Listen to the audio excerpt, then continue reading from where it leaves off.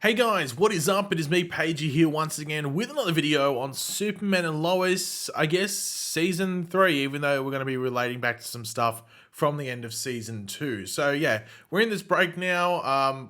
Superman and Lois is a bit of a question mark in regards to when the show is going to come back, just because I think us, the audience, was frustrated with how Season 1, was struggled with this as well, but season 2 specifically, it felt like it was just a bigger issue, and that was all the breaks that they were taking. It felt like it took them 77 weeks to air 15 episodes. So I wonder whether they will delay the release of season 3 in regards to its premiere in comparison to like the Flash season 9 whenever that starts airing, most likely end of January, maybe early February. So it makes you just wonder if Superman and Lois might be pushed back to maybe like a March premiere date, similar to when like The Flash came back from its mid-season break earlier this year, just so they have more time to get more episodes done, so we're not having those breaks. But if they do decide to come back in late January or maybe early February, hopefully it's something along the lines of like, maybe they air, just presuming they have 15 episodes, which I'm assuming they will, they air maybe 7 or 8 episodes, then take like a month and a half, maybe 2-month break if they need to,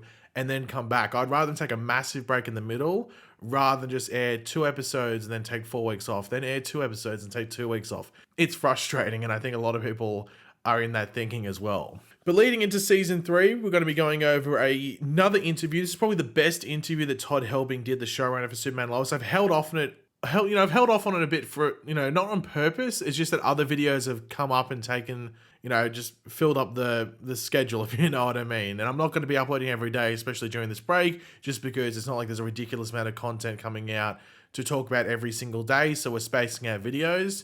So it just feels like, this video has been delayed quite a bit, but not on purpose. So yeah, this interview was with Entertainment Weekly. I think I'm not going to go over every single question. I'll probably leave a handful out. So if you want to go check out the whole thing, link in the description as always. But of course, throughout the video, be sure to let me know in the comment section down below your various opinions about the stuff we go over. Always curious to read what you guys are thinking. And of course, if you're going to enjoy the video, want to show support and everything like that, want to drop a like on the video to do all that.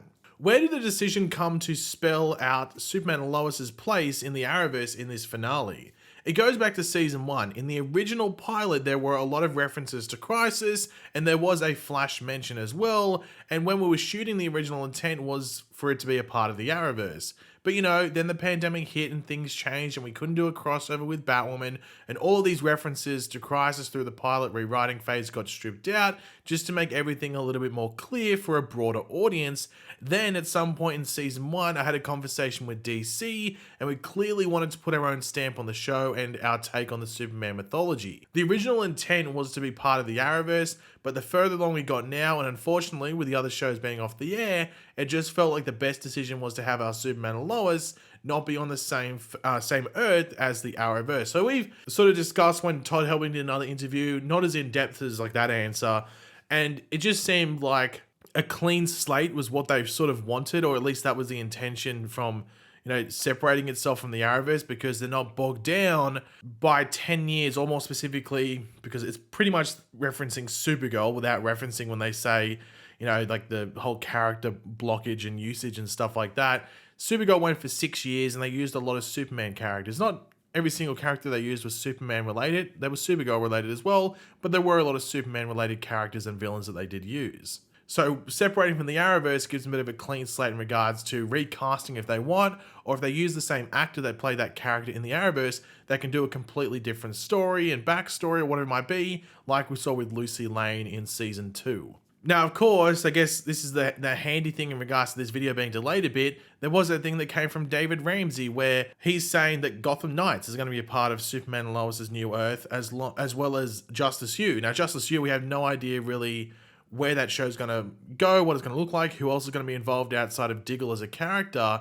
But it makes you wonder, like, why would you separate yourself from the Arrowverse to then be connected with a show like Gotham Knights, which just from the get-go, no one really seemed to be looking forward to. So maybe at the end of the day, they might not be connected to Gotham Knights. That wasn't Todd Helbing that said it. It was an actor in the form of David Ramsey. So that's a wait and find out. But yeah, it's been definitely a mixed response to this separation. I definitely think more people are annoyed at it. I'm sort of frustrated with it as well, but I can live with it. And I'm still going to watch Superman and Lois, but it's just going to be interesting to see how the next handful of seasons, especially just season 3 as a whole, goes in regards to the world building they do, because now they're officially disconnected. I'm assuming that they're going to start to branch out. How relieved are you that you finally won't have to keep answering all these Arrowverse/crossover questions? Look, I get it. I get it that the fans are disappointed. It's a lot easier, to be honest, finally to tell everybody and not feel like you're deceiving people when I was answering these questions like, why isn't Supergirl showing up, or why isn't the Flash showing up? I'm just glad that finally everybody knows now, so we can just continue to make the best show we can. So I think that's still going to go on. I think that's the issue now. Now they've said we're in another Earth on the multiverse. Now these questions of, okay, when's this Earth's version of Supergirl? When's this Earth's version of, Batman, or, maybe not Batman, but like, maybe it is the Flash, or maybe it's Green Arrow, or whatever it is. When are they going to show up? Now those questions are going to start. So you might have cut off those, Arrowverse crossover questions, but now all these other character questions are going to come into play. Does this mean that Superman and Lois's versions of Clark and Lois are officially different from who we saw in all of the Arrowverse crossovers and appearances in the past? Yeah, exactly. Everybody that you see, while some people may have similar backstories and some may be different, they're different characters. So the best two comparisons here, I guess if you're not including Superman and Lois, are Diggle, who seems to be very, very, very, very similar to the Earth Prime Diggle, and then you have Lucy Lane, who seems to be very, very different from what we saw previously with that character on Supergirl Season 1. So there are some examples. Now, going back to that previous question, that's going to make you very curious for any other characters that come in, and let's be honest, they want to use familiar faces. There's no way that they will not be thinking, what will be a cool fan moment in Season 3, maybe Season 3's finale, or towards the end of Season 3, or at some point, you have a familiar face come in, whether it's like a character that's tied to DC in some form, playing a different character, like maybe someone from like an older movie or whatever it might be, or an older TV show, like Tom Welling coming in and playing whatever character it is, stuff like that. They would want to do that, and it makes you wonder whether they would just use doppelgangers of Earth Prime characters and just change them up a bit, whether it might be Oliver Queen or Cisco Ramon or Alex Danvers, whatever it might be, or Jimmy Olsen, But here's the interesting thing that people are very curious about heading forward with Superman and Lois in regards to branching out. So does this mean no more crossovers in the future? No, not necessarily. I mean, Supergirl was on CBS and came over to The Flash and vice versa. We're doing a comic book show, so it doesn't necessarily mean that this will never happen. I think the odds of it looking exactly the way that it has in the past are slim, but if there's an opportunity and if there's a desire, I'm sure there are versions that we can do. So he's not ruling it out, and that's because the CW and Warner Brothers would want something like that. They want those hype things for the fans to get excited about. And they've lived and breathed and thrived off the Arrowverse and its crossovers for half a decade. There was that many crossovers and stuff that branched when there was so many shows on at the same time. There's no way that they want to disconnect that. So that makes you very curious about Gotham Knights' connection to Superman and Lois, because a crossover there just seems like it just wouldn't work, to be completely honest. So the first crossover in regards to two shows hosting something you would expect would be, I guess, Justice You and Superman and Lois. But then also you got to remember, the Flash is a character that can travel the multiverse. If they want to do that, they can. They can easily do that if they want to. But it really comes up to, I guess what the CW Warner Brothers want to do and the logistics of it all. But I mean, I think people would be disappointed if there wasn't another Flash crossover at some sort of some sort before it ends. But that's not for that's not up for us, the fans, to decide. That's for CW, Warner Brothers, and all the showrunners to do. Taking all that into account, when David Ramsey shows up at the end of the finale as John Diggle to talk with John Henry, that means this is a new version of Diggle. Exactly, he's a doppelganger. He's worked with Oliver Queen, he's worked with other heroes that as of now are unnamed, but yeah, he's just a doppelganger of John Diggle that everybody saw in the Arrowverse. So, as we we're saying, that's like the example before, where it's sort of a very similar character, or a very similar backstory and current situation of a character that's going on on Earth Prime or the Arrowverse as well.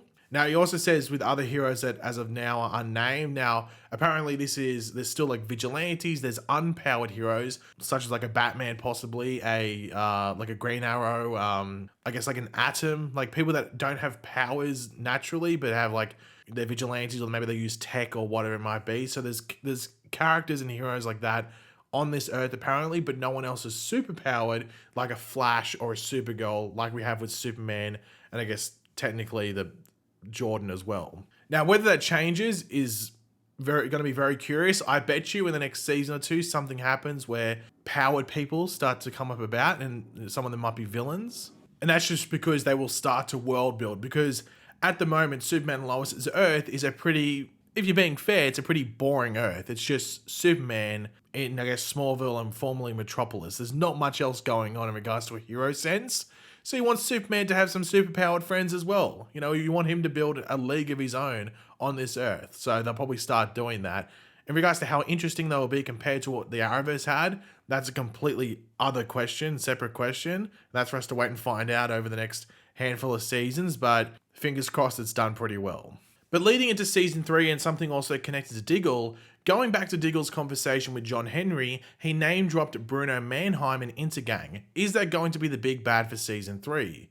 Yeah, at least one of them. We haven't got into too many discussions about season 3 yet, but what we love to do is introduce 1 or 2 or 3 different villains and have them sort of pass the baton or come together, and what you think is originally a Lois story becomes a Superman story, and vice versa. We just like to have multiple characters on our show, have multiple villains. So I like that aspect. I think season 2 sort of maybe like, just because you had so much Ali. So I'm very curious to see, like, Ali was there at the beginning, and Ali just seemed to be like a through line. It wasn't really like a passing of the baton like Todd Helbing is saying there. So, and season 1 sort of had that to an extent. So I'd like to see them do that in season 3. And I think Bruno Mannheim, Intergang, and obviously Todd Helbing's alluding to another villain there as well.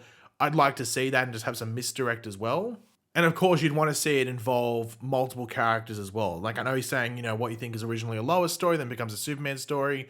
But you'd hope that maybe consistently, you know, Superman and Lois are involved, just because everything had felt a bit disconnected. Not disconnected, but it was just a lot of separation going on in season 2. But finally, Todd Helbing was asked, what are you most excited to explore next season, or, you know, in season 3? For all of us, the most exciting part about the show is the family dynamic. We have 3 families, the Kents, the Irons, the Cushings, and they're all different versions of families, and they have different challenges and different victories.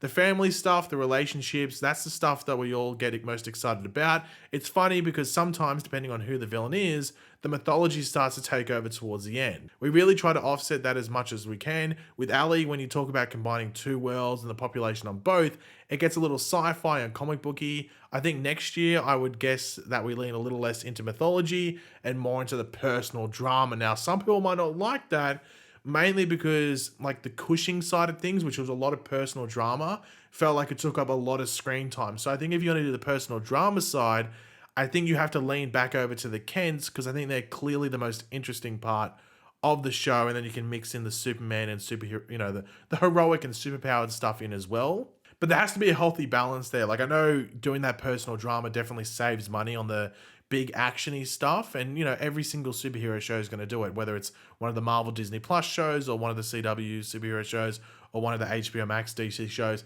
They all do it because you need to, you know, shift budgets around and, you know, save budget for the big spectacular things that you usually leave, you know, maybe towards the end of the season or towards the end of a, you know, particular episode. But I think it's just about that healthy balance, and I think in parts of season 2 they didn't get that. So I think that's something that they definitely would be aiming to improve in season 3, because I'm sure that they've read the responses to certain aspects of season 2. So I'd expect an improvement there. I'd be surprised if there wasn't. But yeah, guys, that's all to go over. As I said, there's a bunch of questions I missed over. I probably only read half of them out. So there's a lot more questions that you can read over on that Entertainment Weekly article if you want to go check it out.